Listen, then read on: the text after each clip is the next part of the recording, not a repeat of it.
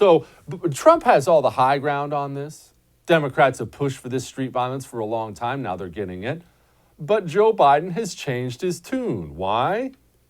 Well, they have some really bad poll numbers. And it's not surprising. Democrats got trapped in their own bubble. Their own bubble is, well, our entire culture. When you own all the federal employees, when you own all of the media, when you own all the entertainment system, when you own all the education system, and when you have America's corporate system bending the knee on your behalf, it feels good. That's a good place to be, right? You've won the culture war. They have. They've won it. That's awesome. Good for you. However, it makes it virtually impossible for you to step out of your bubble and find out what normal voters feel.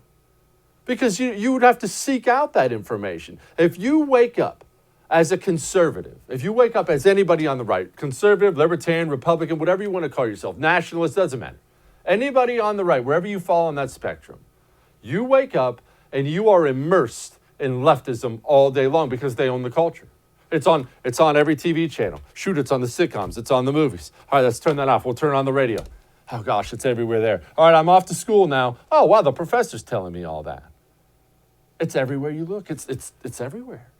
However, if you're somebody on the left, how do you even find voices on the right unless you're finding them on purpose? You're never barraged by a conservative message anywhere. Unless you're purposely turning on my show, where do you even get that information if you're them? You never have to confront anything but people who just constantly reinforce your worldview. So Democrats pushed these street riots and pushed them. And yeah, America sucks and America's racist. And now they got poll numbers saying, oh my gosh, people are horrified by us. They don't like these. I had no idea. And that is why Joe Biden's going to Wisconsin. And, to be honest, Trump's going there too for political purposes. Now, he's also going there because it's the right thing to do. You're president of the United States. It's a disaster area. People are losing everything. It's a good thing. It's a right thing, Democrat or Republican, for the president to go and show support. And he did. There he is.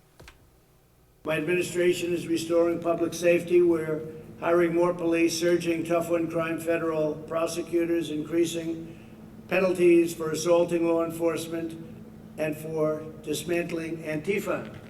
They don't want to mention the word Antifa. Nobody mentions it. There's a bad group of people. Very, very bad, very dangerous group of people. And we are doing a big number on Antifa. They're bad. We will provide $1 million to the Kenosha law enforcement so that you have some extra money to go out and do what you have to do. You took it was a rough week, to put it mildly, and you've done it incredibly well. I'm also providing nearly $4 million to support these small businesses that I talked about today that got burned up, burned down.